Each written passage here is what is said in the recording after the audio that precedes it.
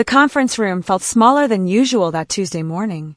I sat at the far end of the table while our department head, Vincent Hayes, smiled pleasantly and announced my reassignment. Not a promotion, not a lateral move, a demotion, dressed up in corporate language about organizational realignment and better utilizing skill sets across teams. I am Maya Chun, and my new title would be Junior Analyst. I'd been Senior Strategy Analyst for 3 years. The project I'd spent 6 months developing would continue without me. My manager, Brandon Cole, would lead it personally. He nodded sympathetically while Vincent spoke, as if this decision pained him too. Around the table, my colleagues studied their laptops or coffee cups. Nobody met my eyes. The silence felt thick, uncomfortable, deliberately maintained. They knew something was wrong. They just didn't know how wrong. I thanked Vincent for the feedback, said I understood, asked about transition timelines. My voice stayed steady, professional, giving away nothing of the cold fury settling in my chest. Because while Brandon sat there looking concerned and Vincent outlined my reduced responsibilities, I was thinking about numbers. Specifically, the numbers in the project proposal Brandon would present to leadership next month. The numbers he didn't actually understand. The numbers that told a very different story than the one he was planning to tell. Let me take you back 4 months. That's when I started developing the logistics optimization project that would eventually destroy Brandon's career. I'd noticed inefficiencies in our supply chain distribution model during routine quarterly reviews. Small things that added up to massive costs when multiplied across hundreds of locations. I spent my evenings running scenarios, built financial models projecting 5-year savings, researched similar implementations at competitor companies, interviewed warehouse managers, transportation coordinators, and regional directors. I compiled data that most people in our company didn't even know existed. The proposal took shape slowly. I calculated that restructuring our distribution hub locations and adjusting inventory algorithms could save the company $8.3 million annually. Not theoretical savings. Real, measurable reductions in transportation costs, warehousing expenses, and inventory carrying costs. I tested every assumption, ran sensitivity analyses, built contingency plans for different scenarios. This wasn't just another PowerPoint deck. This was a legitimate strategic initiative that could define our department's impact for years. I worked through weekends, took calls with logistics experts across time zones, built spreadsheets so detailed they had tabs for tabs, and I documented everything.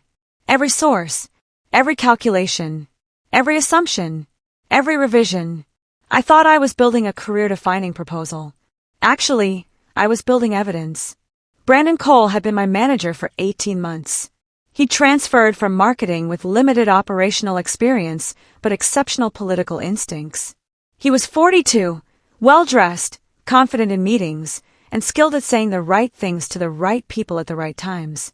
He didn't understand supply chain logistics, didn't know how to read a distribution cost analysis, couldn't explain the difference between inventory carrying costs and dead stock write-offs. But he was excellent at presenting other people's ideas as if they were collaborative team efforts he'd guided. I'd watched him do it before. Smaller projects, a pricing analysis that Taylor from finance had developed, a customer segmentation study that Ahmed in marketing had created. Brandon would sit in our team meetings, listen carefully, ask probing questions, then present refined versions to senior leadership with himself positioned as the strategic architect. People knew, but Brandon was careful. He'd thank team members in private, give verbal acknowledgement, just never in settings where credit translated to promotions or bonuses or visibility with executives who made decisions about careers. I told myself I was different, that my work was too technical, too detailed for him to claim. I'd been naive, and that naivety was about to become the most expensive lesson of his career, not mine. The meeting happened on a Thursday. Executive strategy review. I wasn't invited, which should have been my first warning. Brandon asked me to send him my latest deck the night before, just to review and provide feedback. I sent it. Complete presentation. All my data. 6 months of work and 43 slides. The next afternoon, I heard through colleagues that Brandon had presented a major logistics initiative to the executive team. When I asked him about it later, he smiled and said he'd refined some of the concepts we'd been discussing as a team and that the leadership response had been extremely positive. Something felt wrong. That evening, I checked the shared drive where I'd stored my project files. My presentation deck had been accessed by Brandon at 6:15 that morning. Downloaded. The metadata showed he'd opened it 17 times in the past week. I pulled up his presentation from the executive folder. We had view access even if we weren't in the meeting. I opened it, scrolled through, and felt my stomach drop. My slides, my charts, my exact financial projections, even some of my specific phrasing. He changed the title page, adjusted some formatting, added his name as author. But the substance, the analysis, the strategic recommendations, all mine. He'd stolen my project, completely, deliberately, and presented it as his own work. The executive meeting happened on Thursday morning. By Thursday afternoon, people were congratulating Brandon in the hallway. Brilliant presentation, someone from operations told him. Exactly the kind of strategic thinking we need. He accepted praise graciously. Professional. Humble. He mentioned the team, in vague terms but never my name. Never identified who'd actually built the analysis, run the numbers, developed the implementation roadmap. I sat at my desk, watching through glass walls as executives stopped by his office. Watching him gesture animatedly, probably explaining details I'd spent months understanding. Watching him build credibility on my foundation. My first instinct was to speak up immediately, to march into Vincent's office and explain what had happened, to forward emails showing my work, to highlight metadata proving authorship, to demand acknowledgement. But I didn't. And here's why. Corporate environments punish emotion, especially from women, especially when accusations target someone politically connected like Brandon. I would have been labeled difficult, territorial, unable to work collaboratively. My concerns would have been reframed as misunderstanding team dynamics or struggling with constructive feedback. Brandon knew this. He was counting on it, counting on me staying quiet, accepting diminished credit, being grateful for any acknowledgement at all. Instead, I did something smarter. I started documenting everything, systematically, quietly, building a case so airtight that emotion would become irrelevant because facts would be undeniable. The demotion came 6 weeks after Brandon's presentation. I was called into Vincent's office on a Tuesday. Brandon was already there. Vincent explained that the department was restructuring. They needed Brandon, focused on high-level strategy, particularly the logistics optimization initiative that was moving into implementation phase. My skills would be better utilized in a junior analytical role, supporting various projects rather than leading them. This isn't a reflection of your performance, Vincent said. Standard HR language. It's about organizational efficiency and ensuring we have the right people in the right roles. Brandon added supportive comments, said he valued my contributions, that this would be good for my professional development, that he'd still rely on my analytical capabilities, all delivered with practiced sincerity that probably sounded genuine to anyone who didn't know the truth. My title changed. My salary stayed the same. They were smart enough to avoid discrimination concerns, but my responsibilities shrank. I'd no longer attend strategy meetings, no longer present to leadership, no longer develop initiatives. Instead, I'd run reports, compile data, support other people's projects. They'd effectively silenced me, removed my platform, ensured I couldn't challenge Brandon's ownership of my work because I no longer had access to the forums where such challenges would matter. Or so they thought. Here's what Brandon and Vincent didn't know about me. I'd grown up in a family of accountants. My mother was a forensic auditor who investigated financial fraud. She taught me from childhood that documentation defeats deception every single time. That timestamps matter. That version histories tell stories. That metadata is often more honest than people. I didn't just work hard. I worked systematically. Every project I touched had an organizational structure. Files were named with dates. Emails were saved and categorized. Drafts were versioned and archived. Not because I was paranoid, but because clarity and organization were how I thought. My personal drive contained every version of a logistics optimization proposal. Initial research from 4 months ago. Early financial models. Revised projections. Draft presentations. All time-stamped. All showing my authorship. My email archive contained conversations with warehouse managers, transportation vendors, and regional directors. Questions I'd asked, data they provided, technical details that required weeks to understand. I had my handwritten notes from analyst meetings where I discussed preliminary findings. I had receipts from software subscriptions I'd purchased with my own money to run advanced distribution modeling. I had everything. Brandon had the final presentation. Polished, professional, impressive. I had the foundation, the evolution, the proof of origin. And in any serious investigation, origin matters more than polish. I didn't confront Brandon. Didn't send angry emails. Didn't complain to HR about the theft or the demotion. I just quietly, methodically organized my evidence. I created a folder structure that told the complete story. Project Genesis contained my initial research and preliminary analyses from 4 months prior. Financial modeling held 17 versions of the cost savings projections, each iteration dated and showing my refinements as I gathered better data. Stakeholder interviews included email threads with operations personnel. Timestamps proved I'd been researching distribution challenges months before Brandon even knew the project existed. Technical documentation contained the algorithmic specifications I developed for the new inventory system. Most importantly, I had the metadata. Every file showed creation date, author, modification history. Brandon's version of the presentation had been created 6 weeks ago. Mine had been evolving for 4 months. His was a snapshot. Mine was a documentary. I backed everything up. 3 different cloud services, external hard drive, printed copies stored at home. Because evidence only matters if it survives, if it's accessible, if it can't be deleted or disputed or disappeared. Then I waited, patient, watching Brandon roll out his initiative across the company, watching him accept praise and promotions and visibility, watching him build a reputation on my foundation. I wasn't planning revenge. I was planning accountability and waiting for the right moment. Over the next 2 months, Brandon became the face of logistics optimization. He gave presentations to regional teams, led implementation meetings, sent company-wide updates about progress. His profile rose rapidly. Vincent mentioned him in executive summaries. The CEO knew his name. He was careful to sound knowledgeable, use the right terminology, reference key data points. But I noticed something crucial. He didn't actually understand the underlying analysis. He'd memorized my conclusions without comprehending the methodology.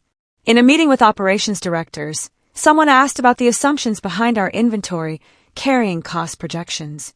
Brandon gave a confident but vague answer about industry benchmarks and historical analysis. Actually, I'd used a weighted average based on facility-specific costs, adjusted for regional variations in real estate and labor expenses. His answer sounded good but was technically wrong. When a warehouse manager questioned the timeline for hub consolidation, Brandon assured him the 18-month implementation window was backed by detailed project management analysis. Actually, I'd calculated 18 months based on lease expiration dates, equipment procurement lead times, and union contract negotiations. He didn't know any of those details. Nobody challenged him. He was senior leadership now. People assumed competence. But I saw the cracks forming. And I knew that confidence without comprehension eventually collapses. 3 months after my demotion, the first real problems emerged.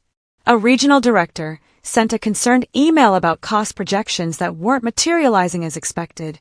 Transportation savings in the Northeast Corridor were running 20% below forecast. Brandon responded with reassuring corporate language about initial implementation variances and adjustment periods. But I read the regional data and immediately saw the problem. He'd misunderstood one of my key assumptions. I projected transportation savings based on consolidating shipments through a central hub, but only after completing facility upgrades that would allow faster loading times. Brandon had started the consolidation before completing the upgrades. The result was bottlenecks, delayed shipments, and rushed overtime that eroded the projected savings. A simple misunderstanding of implementation sequencing, but one that would cascade. Other regions were scheduled to follow the same pattern. If the mistake wasn't corrected, the entire $8.3 million savings projection would collapse to maybe $4 million. Still positive, but nowhere near what Brandon had promised leadership. I documented the discrepancy, noted the root cause, saved everything. But I didn't speak up, because this wasn't the right moment. The impact wasn't big enough yet. Leadership wasn't paying close enough attention yet. I needed the problem to grow, to become undeniable, to reach a point where explanations wouldn't work and questions would be unavoidable. The number Brandon misunderstood was actually quite simple: facility throughput capacity. I'd calculated that our existing distribution hubs could process 43 pallets per hour with current equipment and staffing. My entire financial model was built on that baseline. To achieve the projected savings, we needed to increase throughput to 68 pallets per hour. I'd specified the equipment upgrades, staffing adjustments, and process changes required to reach that target. The 18-month implementation timeline included 6 months for facility improvements before beginning shipment consolidation. Brandon had read 68 pallets per hour as the target, but missed that it required infrastructure changes first. He'd started consolidating shipments immediately, forcing distribution centers to process increased volume with unchanged capacity. The result was predictable to anyone who understood operations. Overtime costs exploded, shipping delays increased, and stressed equipment broke down more frequently. The savings we were supposed to capture got consumed by inefficiency costs. In a complex financial model, changing one assumption ripples through everything. Reduced throughput meant longer processing times. Longer times meant higher labor costs. Equipment failures meant maintenance expenses. Shipping delays meant penalty fees from customers. The $8.3 million savings projection was built on dozens of interconnected assumptions. Brandon had broken a foundational one, and like pulling a support beam from a building, everything else was starting to crack. 4 months after Brandon's initial presentation, Vincent scheduled a board review meeting. The logistics optimization initiative was being positioned as a major strategic success story. Board members wanted details. Investors wanted confirmation that projected savings were materializing. The meeting was scheduled for the last Tuesday of the quarter. Brandon would present updated progress, financial impact, and implementation roadmap. Several board members would attend in person. Others would join virtually. This wasn't an internal team meeting. This was high-stakes corporate theater where reputations were built or destroyed. Vincent sent a preparation email 3 weeks before the meeting. He wanted detailed financial analysis, regional performance data, implementation timelines, and risk assessments. He specifically requested that all underlying data be available for review in case board members want to drill into specifics. I read that email and felt something cold settle in my chest. Not excitement, not anticipation, just calm certainty. This was the moment. This was when the truth would matter. When vague explanations wouldn't be sufficient. When documentation would defeat deception. Brandon started preparing his presentation. I watched him work through glass office walls, assembling slides, practicing delivery, building confidence. He had no idea what was actually in the numbers. No idea that the foundation was crumbling. And he definitely had no idea that I'd been invited to attend. My invitation came from Vincent's assistant 2 weeks before the meeting. Standard calendar notification, board strategy review, logistics optimization initiative. My name appeared in the attendee list, buried among 15 other people. I stared at that notification for a long moment, understanding what it meant. Despite my demotion, despite being reduced to junior analyst, I was still the person who understood the data best. Vincent knew it. Whoever prepared the attendee list knew it. If board members asked technical questions, they'd need someone who could actually answer them. Brandon probably assumed I was irrelevant. Just another analyst in the room, there to pull up spreadsheets if needed, staying quiet while senior people talked. He'd gotten comfortable with my silence over the past months. Probably thought I'd accepted my diminished role. He didn't realize that silence can be strategic, that patience doesn't mean acceptance, that the person who says nothing while you talk might be the most dangerous person in the room. I confirmed my attendance, started reviewing my archive documentation, organized files in a logical sequence that told the story clearly, prepared backup copies on multiple devices. I didn't know exactly how the meeting would unfold, but I knew I needed to be ready. This wasn't about revenge. This was about facts, truth, accountability, about ensuring that the person who did the work received credit and the person who stole it faced consequences. The board meeting started at 9 a.m. I arrived early, took a seat near the back, opened my laptop and waited. The room filled gradually. Board members, executive team, department heads. Brandon sat near the front, confident and prepared. Vincent opened with context about our strategic initiatives, then introduced Brandon, describing him as the architect of our logistics optimization program and praising his strategic vision and analytical rigor. Brandon stood, advanced to the first slide, and began presenting. I watched my work appear on the screen. My analysis, my projections, my implementation roadmap. He'd updated some numbers, added quarterly progress metrics, included photos of upgraded facilities. But the core content, the substance, remained mine. Then he reached slide 17, financial impact summary, projected annual savings, $8.3 million. Current realized savings through Q2, $4.1 million, tracking perfectly to target. I felt my pulse quicken. Those numbers were wrong. Not slightly off. Fundamentally incorrect. He'd taken the projected annual savings and divided by 2 to show 6-month progress. But the implementation was front-loaded with costs. First-year savings would be closer to $5 million total, not 8. He'd fabricated performance data to match original projections. A board member asked a clarifying question about regional variance. Brandon gave a smooth, confident answer.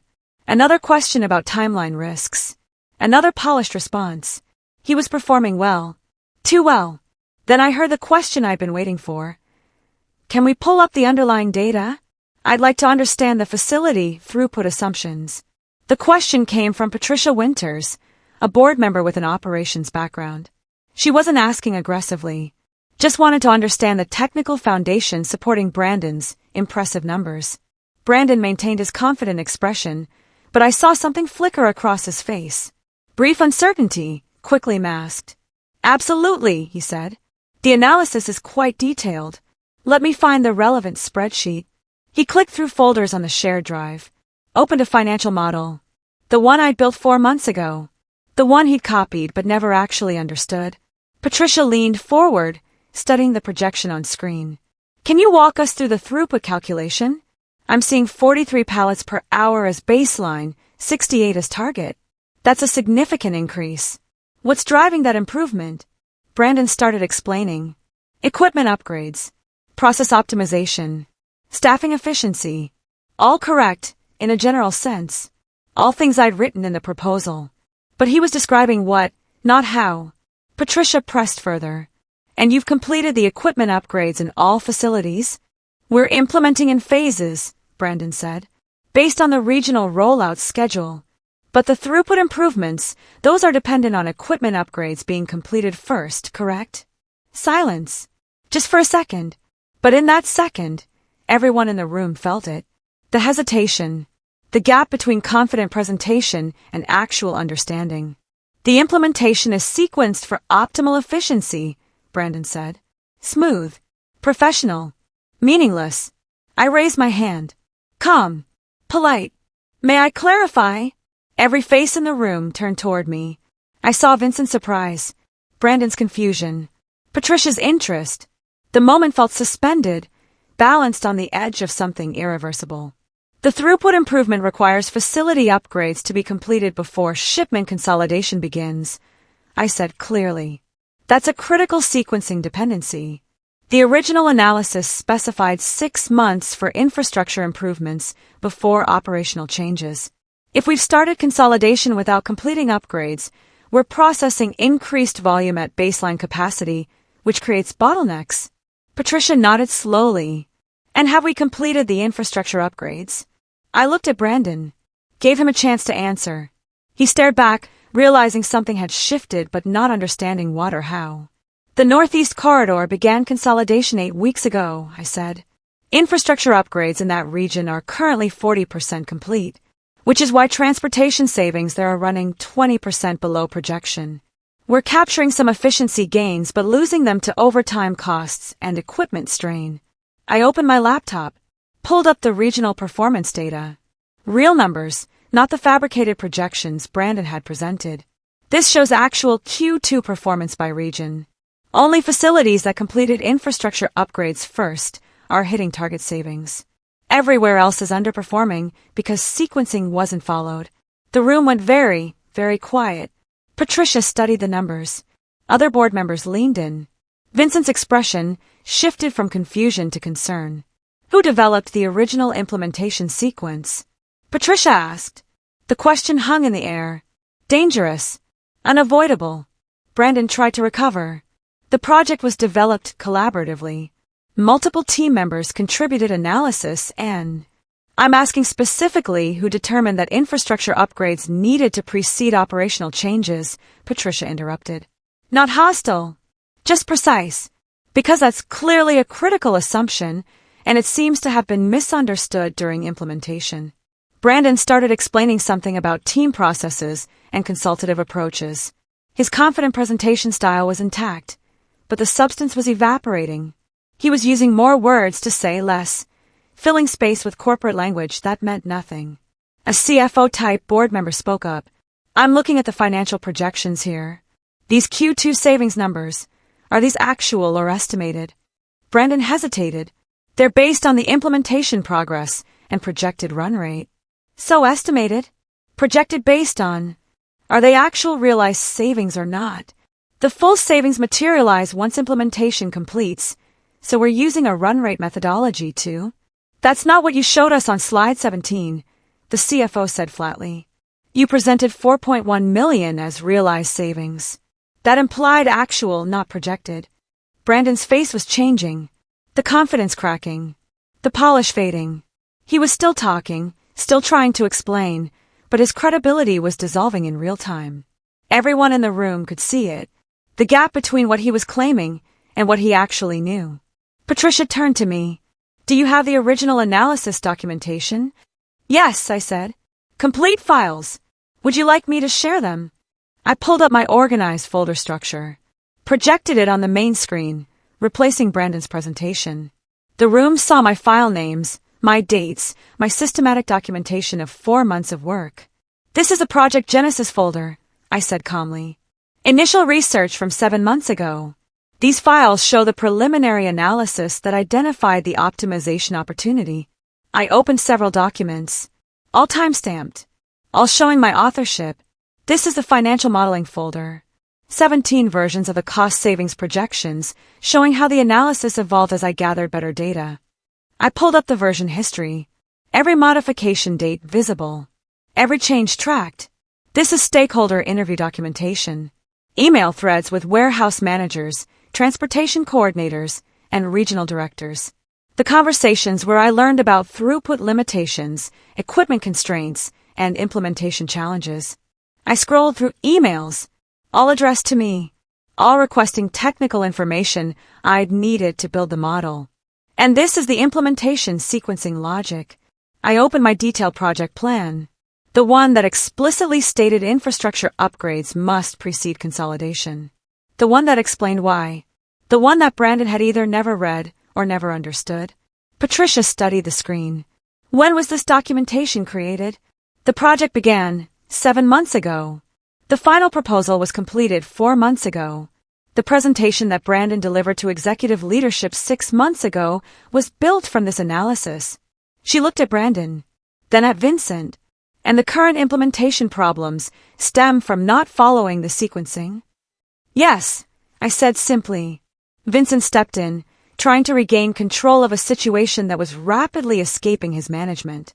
I think there may be some confusion about project ownership and... There's no confusion, Patricia said. I'm looking at timestamp files, email records, and version histories. They tell a very clear story about who developed this analysis. She turned to me. What's your current role? Junior analyst, I said. I was reassigned from senior strategy analyst 2 months after the executive presentation. The implication hung in the room, heavy and damning. A senior analyst develops a major strategic initiative. Months later, after that initiative gets presented to leadership by her manager, she gets demoted. The timeline raised questions that had obvious, uncomfortable answers. Another board member spoke up. Vincent, I'd like to understand the personnel decisions around this project. Why was the person who developed the analysis not the person presenting it? And why was she subsequently demoted? Vincent started explaining organizational structure and reporting relationships. But his explanations sounded hollow now. Defensive. The kind of answers that raise more questions than they resolve. Meanwhile, Brandon had gone silent. The confident presenter from 30 minutes ago had disappeared. He sat motionless, staring at the table, face pale. He understood now.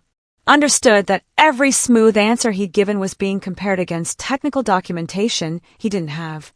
That his credibility had evaporated completely. The board wasn't angry. They were clinical, analyzing a problem. And the problem was becoming very, very clear. Patricia asked me to explain the correct implementation approach. I walked through it, methodically. Infrastructure first, capacity validation, then operational changes, gradual consolidation, continuous monitoring, risk mitigation at each phase. This is what the original analysis recommended, I said. Following the sequence, we should reach the $8.3 million in annual savings by month 18. Skipping steps or reversing the sequence reduces savings and increases implementation risk. What's your estimate of actual first-year savings? The CFO asked. I pulled up my projections. If we correct the implementation sequence now, approximately $4.8 million. The fabricated numbers presented earlier showed $4.1 million realized through Q2, suggesting an $8 million annual run rate. That's not accurate. We're currently tracking to about $3.2 million for the full year if we don't make corrections. Numbers don't lie. And I just shown them the truth, backed by documentation, methodology, and evidence. Meanwhile, Brandon had presented fiction, built on stolen work he'd never understood, inflated to meet expectations he couldn't deliver. The board members started asking Vincent direct questions about project oversight, personnel management, and why significant discrepancies between projected and actual performance hadn't been caught earlier. The meeting shifted from strategy review to implicit investigation. I'd answer the questions asked of me, provided the documentation requested, clarified the facts. I hadn't attacked Brandon directly, hadn't made accusations, hadn't been emotional or vindictive. I'd just been accurate. And accuracy, backed by evidence, was devastating. The meeting concluded at 11:30. No dramatic announcements. No immediate terminations. Just a careful corporate acknowledgement that additional review would be required and leadership would follow up on implementation corrections. But everyone understood what had actually happened. Brandon's credibility was destroyed. Vincent's judgment was questioned. My competence was undeniable. The power dynamics had completely reversed in 90 minutes of clinical fact presentation. Patricia approached me after board members filed out. That was impressive documentation, she said. Very thorough. Thank you. How long did you work on the original analysis? About 4 months of primary research. Another month finalizing recommendations. She nodded. Important work like that should be acknowledged appropriately. Not a promise, just an observation. But I understood what she wasn't saying directly. Vincent asked me to stay briefly. Brandon had already left, walking out quickly, avoiding eye contact with everyone. In Vincent's office, the conversation was brief and uncomfortable. I'll need you to work with the implementation team to correct the sequencing issues, he said. No apology, no acknowledgement of the demotion or the stolen credit. Just immediate focus on fixing the problem. Of course, I said. Professional. Giving away nothing. We'll also need to schedule a follow-up review. The board wants regular updates. I'll prepare comprehensive documentation. I left his office understanding that everything had changed, even if nobody had said it explicitly. 2 weeks after the board meeting, I received an email from HR requesting a meeting. Not threatening, just informational. I walked to the HR director's office with no anxiety, just curiosity. Patricia Winters had made a recommendation to the board. They directed a formal review of a logistics optimization project, including personnel decisions and credit attribution. HR had conducted interviews, reviewed documentation, examined email records. We're restoring your title to Senior Strategy Analyst, the HR director said. Effective immediately. We're also adjusting your compensation to reflect the market rate for someone leading initiatives of this scope and impact. She slid a letter across the desk. New title, 22% salary increase, explicit acknowledgement that the project had been developed under my leadership. Additionally, you'll be taking over direct management of the logistics optimization implementation. Vincent felt that having the original strategist guide the correction process made sense. I'd been demoted for doing excellent work. Now I was being promoted for proving I'd done that excellent work. The irony wasn't lost on me, but I simply nodded. Thank you, I said. I'm committed to ensuring the initiative achieves its projected impact. Professional, gracious, giving them the narrative they needed. But inside, I felt something quiet and cold and satisfied. Not joy, not celebration, just the calm certainty that competence, patience, and documentation had defeated deception exactly as they always do. Brandon's exit was quiet. 2 weeks after the board meeting, his desk was cleared. No farewell email, no goodbye lunch, just an announcement that he'd decided to pursue other opportunities and his responsibilities were being redistributed. I heard through colleagues that he'd actually been given a choice: resign voluntarily or face formal investigation for misappropriation of intellectual property and falsification of performance data. He'd chosen resignation, probably hoped to control the narrative for future job searches. But our industry was small. Word traveled. People talked. Within a month, I heard he'd applied to several competitors and been rejected. Reference checks were destroying him. Not because anyone was actively sabotaging him, just because when asked direct questions, people told the truth. Vincent remained, but diminished. The board hadn't fired him, but his credibility was damaged. He'd allowed intellectual property theft to occur under his supervision, failed to catch major implementation problems, and demonstrated poor judgment about personnel decisions. He avoided me in hallways, kept communication to necessary emails. The man who'd smiled while demoting me now couldn't make eye contact. I didn't gloat. Didn't need to. The situation spoke for itself. Meanwhile, I was rebuilding the implementation plan, correcting sequencing, redirecting resources, actually achieving the savings I'd originally projected, proving that competence matters more than politics, that doing the work beats talking about the work, that patience wins. 6 months later, our corrected implementation was tracking ahead of projections. We'd hit $5.2 million in realized annual savings. Board members specifically asked for my presentations. My name appeared in quarterly reports. I was leading strategy for the entire logistics division. People asked me sometimes how I'd stayed calm during those months when Brandon was taking credit and I'd been demoted. How I'd managed not to react emotionally. Why I'd waited instead of fighting immediately. The answer was simple: because emotional reactions in corporate environments get dismissed. Especially from women. Especially when challenging someone politically connected. Anger would have made me look unstable. Immediate accusations would have made me look territorial. But documentation, evidence, timestamp files and version histories and email trails, those couldn't be dismissed. They weren't emotional. They were factual. And facts, presented calmly at the right moment with the right audience, were more powerful than any outburst. I'd learned that from my mother. That patience isn't weakness. That silence can be strategic. That the person who talks loudest often loses to the person who documents thoroughly. Brandon had been loud, confident, politically skilled. He'd done everything right according to traditional corporate playbooks about visibility and executive presence. And he completely underestimated the power of simply being correct, provably correct, undeniably correct. That was his mistake. And it cost him everything. I still keep those files. The complete documentation of the logistics optimization project. Not because I need them anymore, my work speaks for itself now. But because they remind me of something important. In corporate environments, in any environment really, competence without documentation is vulnerable. Evidence matters more than talent. Proof defeats charisma. The person who can back up their claims with timestamps and version histories and systematic records will eventually defeat the person who relies on smooth talking and political connections. I didn't destroy Brandon by being vindictive or aggressive. I didn't need to. I just needed to be accurate. To keep receipts. To understand that the truth has weight and momentum once it's properly supported by evidence. People still ask what I learned from that experience. The answer is this: loud people lose. People who mistake confidence for competence lose. People who steal credit for work they don't understand lose. Because eventually, reality catches up. Questions get asked, evidence gets examined, and documentation defeats deception every single time. I didn't raise my voice in that board meeting. Didn't make accusations. Didn't show anger or emotion. I raised the data. Showed the receipts. Let the facts speak.